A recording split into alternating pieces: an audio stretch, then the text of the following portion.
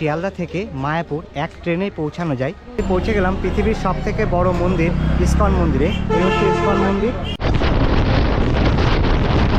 শিয়ালদা থেকে ছাড়ার পর 99 কিলোমিটার ডিস্টেন্স কভার করলাম, করে এই কৃষ্ণনগর সিটি জংশনে পৌঁছালাম। আর কৃষ্ণনগর সিটিতে নামতে হতো, নেমে অটো ধরতে হতো, কিন্তু এখন সেই ঝামেলাটা নেই। তো অনেক সুবিধা হয়েছে এখন যারা মায়াপুর যায়। তো একদিনের ট্যুরে যদি আপনারা আসেন বা 1-2 দিনের ট্যুরে আপনারা আসলে মায়াপুরে অবশ্যই আসুন। বিনামূল্যে এখানে কিন্তু অন্নদান করা হয় বা বিনামূল্যে এখানে প্রসাদ দেওয়া হয় 4 বেলা।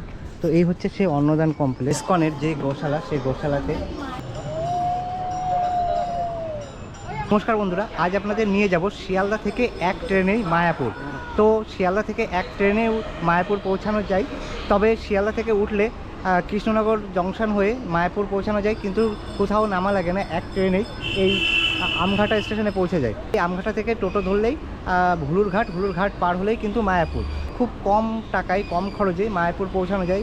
শিয়ালদা থেকে একটাই ট্রেন কিন্তু ডিরেক্ট এই আমঘাটা আসে। তো কোন ট্রেনে উঠলে আমঘাটা পৌঁছাতে পারবে, যাবতীয় ডিটেলস এবং যাবতীয় তথ্য থাকছে এই ভিডিওতে। তবে ভিডিওটা সম্পূর্ণ দেখতে থাকুন, আশা করি ভালো লাগবে। তবে চলুন যাই, ভিডিওটা শুরু করা যাক।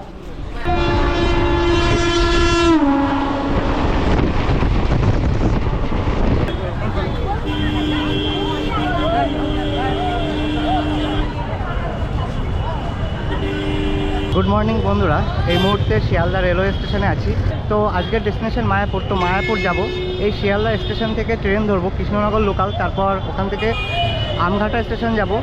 বলতে গেলে এক ট্রেনে মায়াপুর যাওয়া যায়। তো এখান থেকে 10:52 কৃষ্ণনগর লোকাল ধরবো, মানে এই শিয়ালদা স্টেশন থেকে। তো চলুন আস্তে আস্তে সামনের দিকে এগিয়ে যাই, ভিতরে ঢুকবো, টিকিট কাটবো এবং ট্রেনের ডিটেলস আপনাদের ট্রেনে উঠেই দেবো। তো টাইম খুব কম আছে, দেখুন শিয়ালদা সকালের স্টেশনটা। আর এখন সময় বাজে ঠিক 10:30, আর অল্প সময়ের মধ্যে আমার ভিতরে প্রবেশ করতে হবে, টিকিট কাটতে হবে। তো চলুন, ফাইনালি শিয়ালদা রেলওয়ে স্টেশনের 3 নম্বর প্ল্যাটফর্মে চলে এলাম। এবার কৃষ্ণনগর লোকাল ধরবো। আর কৃষ্ণনগর লোকাল দাঁড়িয়ে রয়েছে দেখুন। যারা ফিজিক্যালি হ্যান্ডিক্যাপ বা প্রতিবন্ধী তাদের জন্য কিন্তু ট্রেনে আসন সংরক্ষণ থাকে বসবার জন্য। তো এই যে ডিসেবল কম্পার্টমেন্টে যে ডিসেবল লেখাটা থাকবে, এই ডিসেবল যেখানে লেখা থাকবে ওই সিটগুলো কিন্তু প্রতিবন্ধীদের। তো আমি প্রতিবন্ধী, ওই জন্য ডিসেবল সিটই বসবো। তো এই যে সিটগুলো, তো ভিতরেও লেখা থাকবে ডিসেবল, দেখুন। তো আমি এই সিটটাই বসলাম। তো এই সিটটা বসেই আমি জার্নি করব, ফুল জার্নি করব এই ট্রেনটা শিয়ালদা থেকে পুরো কৃষ্ণনগর পর্যন্ত। ঘড়ির কাটার ঠিক 11টা বাজে, 8 মিনিট লেটে শিয়ালদা থেকে ছেড়ে দিল কৃষ্ণনগর সিটি লোকাল। তো এই ট্রেনটায় আমঘাটা স্টেশন পর্যন্ত যায়। তো মায়াপুর যাওয়ার জন্য এই ট্রেনটা কিন্তু বেস্ট, মানে এক ট্রেনেই কিন্তু মায়াপুর পৌঁছানো যায়। আমি যে কম্পার্টমেন্টে আছি সেই কম্পার্টমেন্টটা কিন্তু হ্যান্ডিক্যাপ কম্পার্টমেন্ট। তো দেখুন এই যে হ্যান্ডিক্যাপ কম্পার্টমেন্ট, মানে এই যে দেখুন হ্যান্ডিক্যাপ সিট। যারা ফিজিক্যালি প্রতিবন্ধী আছেন তারা কিন্তু এই সিটটাই বসবেন, তাহলে কেউ আর উঠিয়ে দেবে না বা কেউ ঝামেলা করবে না, মেন কথা। তো এটা যারা প্রতিবন্ধী তাদের সংরক্ষিত। আজকে যে ট্রেনে জার্নি করছে সেই ট্রেন সম্পর্কে একটু বলে নিই। Train number 31825, Sealdah Krishnanagar city local. তো আমি শিয়ালদা থেকে উঠেছি, 3 নম্বর প্ল্যাটফর্মে দিয়েছিল। তো ট্রেন ছেড়েও দিয়েছে। আর আমি টোটাল ডিস্টেন্স কভার করবো 114 কিলোমিটার, সময় নেবে প্রায় 2.5 ঘন্টা।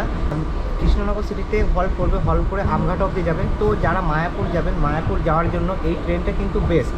যারা একদিনের জন্য মায়াপুর ঘুরতে আসবেন তাদের জন্য কিন্তু নয়, কারণ মায়াপুর ঘুরে আবার বিকেলে ফেরা বা বিকেলে বাড়ি আসা মায়াপুর থেকে বা কঠিন সাধ্য বিষয় হয়ে যায় বা অনেক রাত্রি হয়ে যায়। যারা মায়াপুর একদিনে ট্যুর করবেন তাদের কিন্তু সকালে বেরোনোই বেটার। যাই হোক, ট্রেন ছেড়ে দিয়েছে, মায়াপুরের উদ্দেশ্যে রওনা হয়েছে। যেতে যেতে অনেক কথা হবে।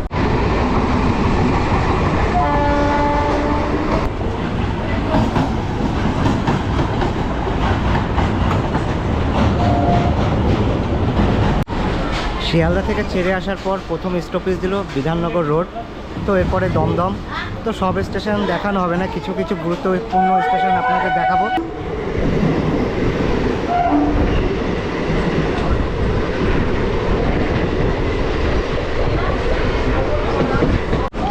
শিয়ালদা থেকে ছেড়ে আসার পর এই যে সেকেন্ড স্টপেজ দিল দমদম জংশন। এরপরে আর দেখা করব ব্যারাকপুর। তো তার মধ্যে একটু রেস্ট নিয়ে নেব।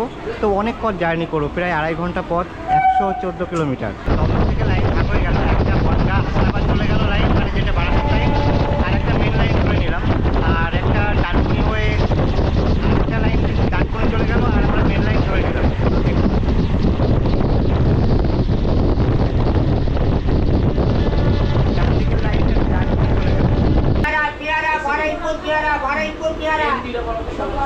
খাবে মিষ্টি পেয়ারা হবে, পেয়ারা খাবেন, কড়াই ফুলের পেয়ারা।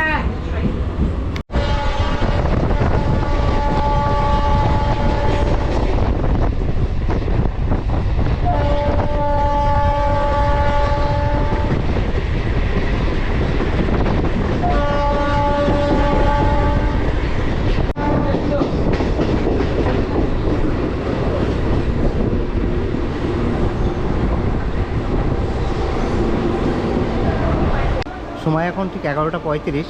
ব্যারাকপুর এসে পৌঁছলাম। এটা হচ্ছে ব্যারাকপুর রেলওয়ে স্টেশন। যাই হোক, এই ব্যারাকপুর কিন্তু খুব বিখ্যাত দাদা বৌদি বিরিয়ানিতে ফেমাস। ব্যারাকপুর থেকে ট্রেন ছেড়ে দিল।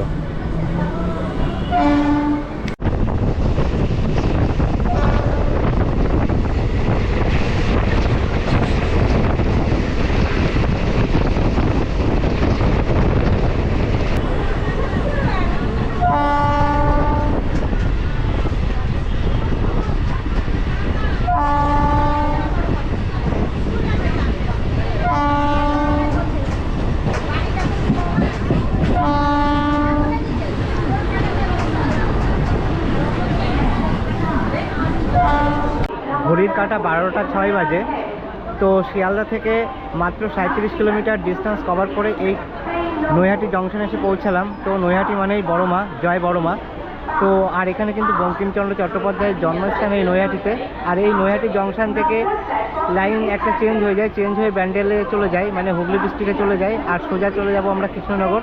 তো এখনই এখান থেকে ট্রেন ছেড়ে দেবে। তো নেক্সট স্টেশন কল্যাণী থেকে দেখা হচ্ছে। তো মধ্যে দু একটা স্টেশন আছে, কাঁচরাপাড়া আছে ও হালিশহর আছে।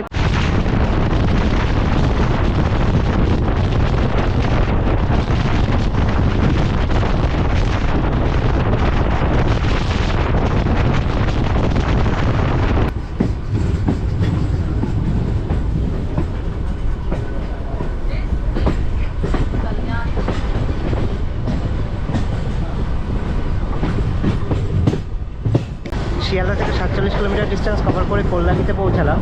তো কল্যাণী থেকে এখনই ট্রেন ছেড়ে দিল। সবে অর্ধেক এসেছি, আরও অনেক পথ যেতে হবে। তো সঙ্গে থাকুন। একা একা জার্নি করছি, একটু বোরিং লাগলেও আপনাদের সাথে কথা বলছি, এটা খুব ভালো লাগছে।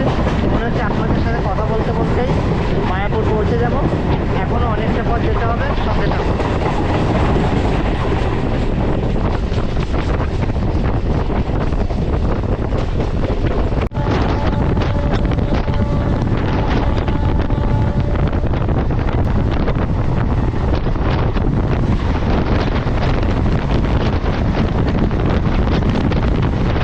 আমরা 61 কিলোমিটার ডিস্টেন্স কভার করে এই চাকদায় এসে পৌঁছালাম। এরপরে পায়রাডাঙ্গা, তারপর রানাঘাট। তো রানাঘাটে গিয়ে আর কথা হবে। নদিয়া ডিস্ট্রিক্টের চাকদা একটা অন্যতম প্রধান শহর। আর এরপরে পায়রাডাঙ্গা, তারপর রানাঘাট। আর দেখা হচ্ছে রানাঘাটে গিয়ে। তো ট্রেনের সিগন্যাল হয়ে গেছে, পরবর্তী স্টেশনে আবার কথা হচ্ছে।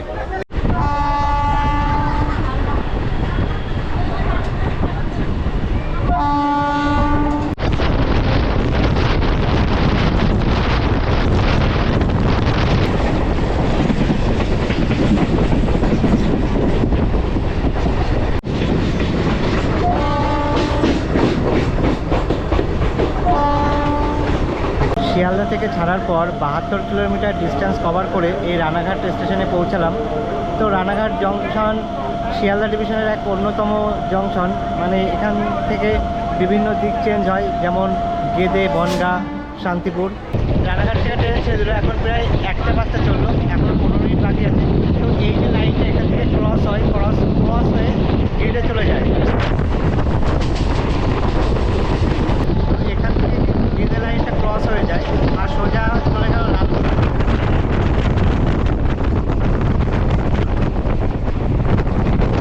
গেদেও কিন্তু একটা ভারতবর্ষের প্রান্তিক স্টেশন। গেদে একদিন যাব, এখনও আমার গেদে যাওয়া হয়নি। তো আপনারা গেদে লোকালের ভ্রমণটা যদি কেউ দেখতে চান তো অবশ্যই কমেন্ট করবেন। একটা ব্রিজ পার হবো, সেই ব্রিজটা পার হলেই কিন্তু কালীনারায়ণপুর।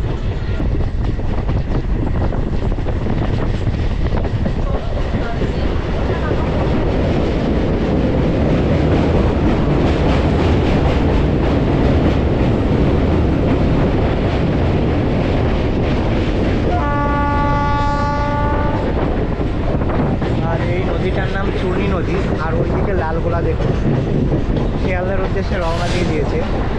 তো কালীনারায়ণপুর স্টেশনে থেমেছে।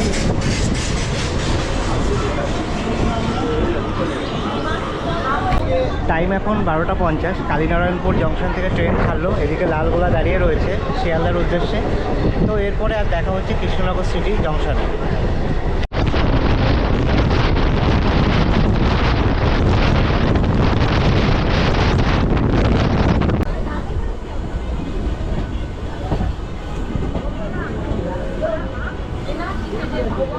শিয়ালদা থেকে ছাড়ার পর 99 কিলোমিটার ডিস্টেন্স কভার করলাম, করে এই কৃষ্ণনগর সিটি জংশনে পৌঁছালাম।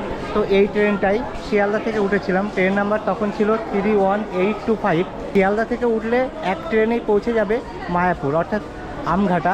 আর এই কৃষ্ণনগর সিটিতে এসে থামলো ঠিক 1:20-তে, এবং এই 1:20-তে এখান থেকে নাম্বার চেঞ্জ হয়ে, মানে গাড়ির নাম্বার চেঞ্জ হয়ে, আগে যেমন ছিল 31825, এখন এই নাম্বারটা চেঞ্জ হবে, চেঞ্জ হয়ে আমঘাটার উদ্দেশ্যে রওনা হবে। ঠিক যেমন শিয়ালদা থেকে নামখানা যাওয়ার সময় লক্ষ্মীকান্তপুরে যেরকম নাম্বার চেঞ্জ হয়, ঠিক এই ট্রেনটারও এই কৃষ্ণনগর সিটি জংশনে নাম্বার চেঞ্জ হয়ে আবার আমঘাটার উদ্দেশ্যে রওনা হয়। কিন্তু তা থেকে এই একই ট্রেনে উঠলেই পৌঁছানো যায় আমঘাটা। তো যাই হোক, ট্রেন সিগন্যাল হয়ে গেল, আমঘাটার উদ্দেশ্যে ট্রেন ছেড়ে দিল। আর এইদিকে এসি লোকালটাও ছেড়ে দিয়েছে। এখনও সৌভাগ্য হয়নি এসি লোকালে ওঠার, তো একদিন উঠবো। তো ছেড়ে দিল, শিয়ালদার উদ্দেশ্যে রওনা হয়ে গেল কৃষ্ণনগর শিয়ালদা এসি, যেটা ভায়া রানাঘাট হয়ে যাবে।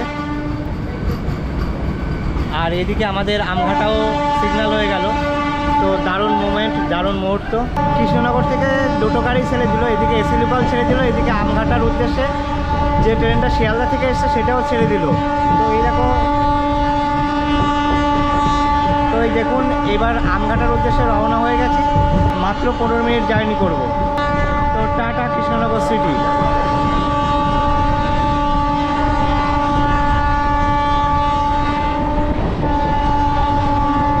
কৃষ্ণনগরে কিন্তু প্ল্যাটফর্ম বড় হচ্ছে, কারণ এখন অনেক দূরপাল্লার ট্রেন চলে, ওই জন্য এখান থেকে ভাগ হয়ে গেল লাইন।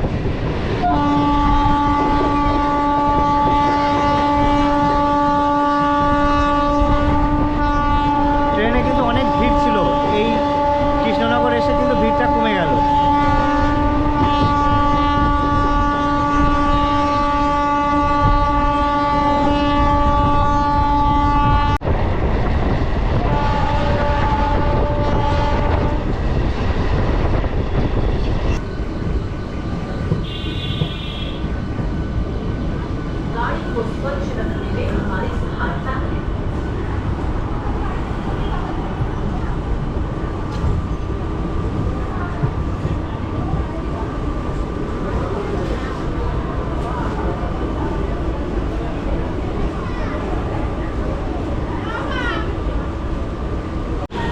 ফাইনালি পৌঁছে গেলাম আমঘাটা রেলওয়ে স্টেশন।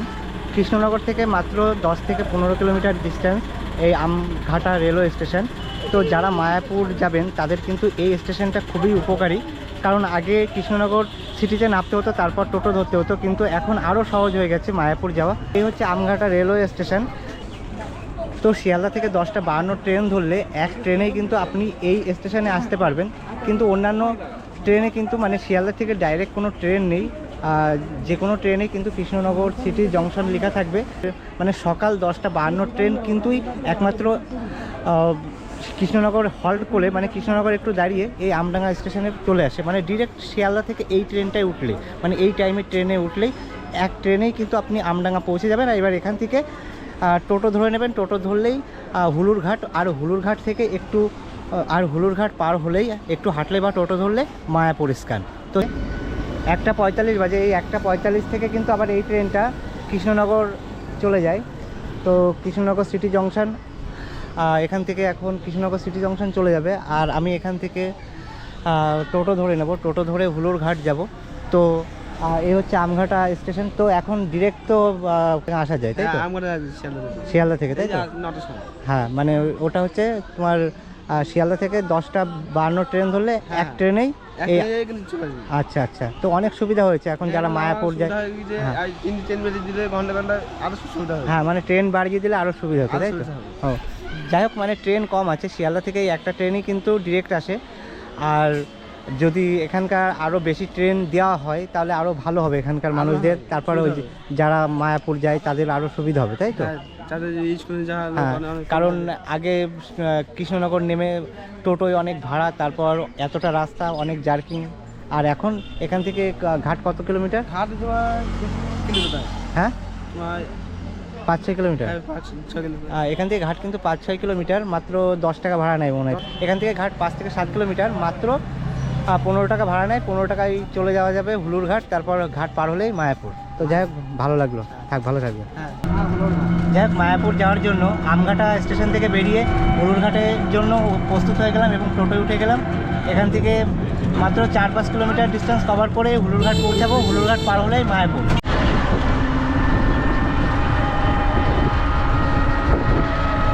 ফাইনালি পৌঁছে গেলাম হুলুর ঘাট। তো আমঘাটা স্টেশন থেকে টোটো করে হুলুর ঘাট এসে পৌঁছালাম। তো ভাড়া নেবে 15 টাকা। হুলুর ঘাটে এই টোটো স্ট্যান্ডে নামিয়ে দেবে এখান থেকে এবারে গলি ধরতে হবে। এই যে গলি ধরে আস্তে আস্তে হাঁটতে হাঁটতে ঘাটের কাছে যেতে হবে। তো ঘাট পার হলেই কিন্তু মায়াপুর ইস্কন মন্দির। তো চলুন আস্তে আস্তে ঘাটের দিকে এগিয়ে যাই। হুলুর ঘাট টোটো স্ট্যান্ড থেকে এই গলি দিয়ে আসলাম। এই গলি দিয়ে এসে এবার হুলুর ঘাট যে ফেরি, সেই ফেরি পার হতে হবে। ফেরি পার হতে গেলে পয়সা লাগে, মিনিমাম 3 টাকা লাগে বোধ হয়। তো জানি না, দেখি কত নেয়। তো এই ফেরি পার হওয়ার জন্য এখন সামনের দিকে এগিয়ে যেতে হবে এবং ফেরি পার হব এবং ভাড়াটা মিটিয়ে আবার কথা হচ্ছে। তো এই যে হচ্ছে ফেরিঘাটের যে ভাড়ার জায়গা সেটা। তো এখান থেকে ভাড়াটা মেটাতে হবে এবার। ফেরিঘাট থেকে টিকিট কাটা কমপ্লিট। এই হচ্ছে টিকিট, মূল্য নেবে মাত্র 3 টাকা। আর চলুন, এই হচ্ছে হুলুর ঘাট যে ফেরি, সেই ফেরি ঘাটে নৌকা রাখা আছে। এখনই নৌকা ছাড়বে বোধ হয়। থেকে নৌকা ছেড়ে দিল। এটা হচ্ছে হুলুর ঘাট আর আমরা যাব এই পাশে। আর ওই যে ঘাটটা দেখা যাচ্ছে ওটা হচ্ছে নবদ্বীপ ধাম থেকে যে, আর ওই ঘাটটা দেখা যাচ্ছে ওটা নবদ্বীপ ধাম ঘাট থেকে আসে। যারা গঙ্গা নদী পার হয়ে আসে সেটা কিন্তু ওই ঘাটে নামায়। আর আমরা হচ্ছে জলঙ্গি নদী পার হচ্ছে। এই নদীটা হচ্ছে জলঙ্গি, মানে জলঙ্গির জল কিন্তু কালো দেখুন। আর ওই যে ডিভাইড দেখা যাচ্ছে ওটা হচ্ছে গঙ্গা নদী। তো জলঙ্গি পার হলেই কিন্তু মায়াপুর।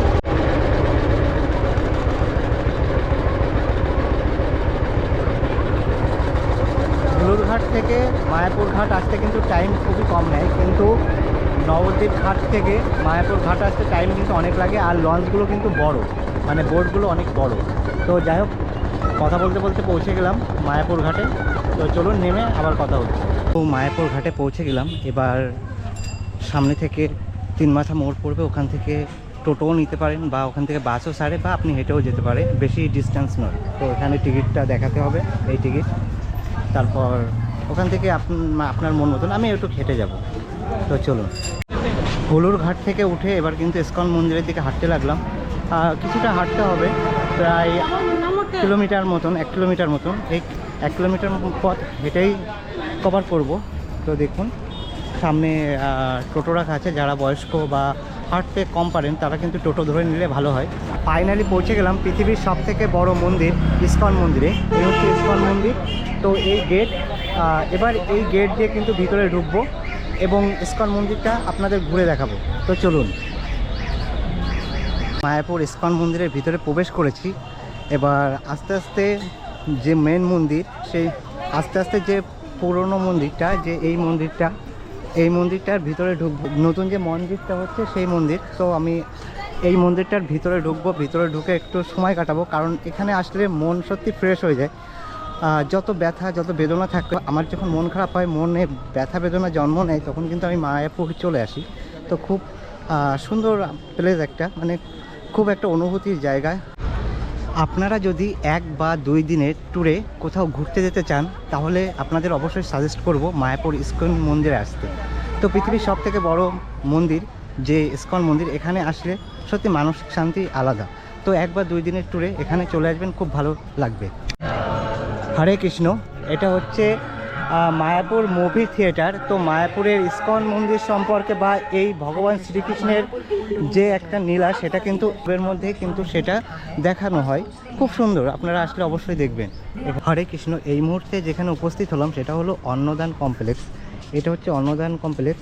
বিনামূল্যে এখানে কিন্তু অন্নদান করা হয় বা বিনামূল্যে এখানে প্রসাদ দেওয়া হয় 4 বেলা।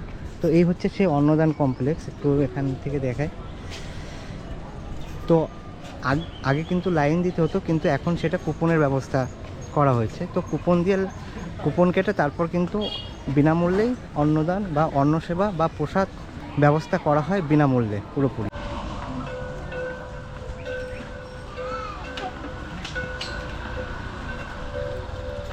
আপনি যদি শ্রীধাম মায়াপুর আসেন তাহলে রাতে থাকবেন কোথায়?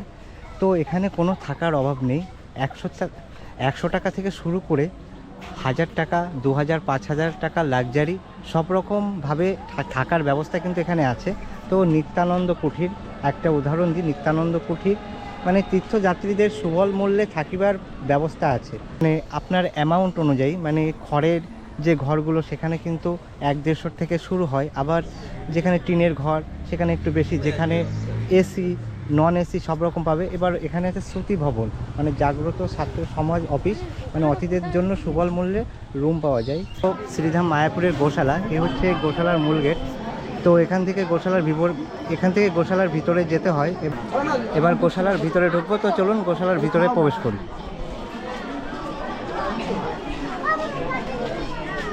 মায়াপুরের গোশালার পাশে যে দোকানটা আছে সেই দোকানের ক্ষীর, মাটির ভাঁড়ের ক্ষীর, তো খেয়ে দেখি কেমন, তারপর আপনাদের রিভিউ দেব।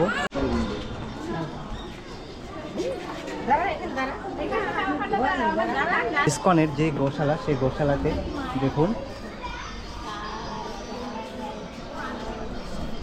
তো বন্ধুরা, গোশালায় প্রবেশ করলাম এবং গোশালাটা দেখলাম, আপনাদের দেখালাম, এবং অনেক গোমাতা রাখা আছে ওখানে।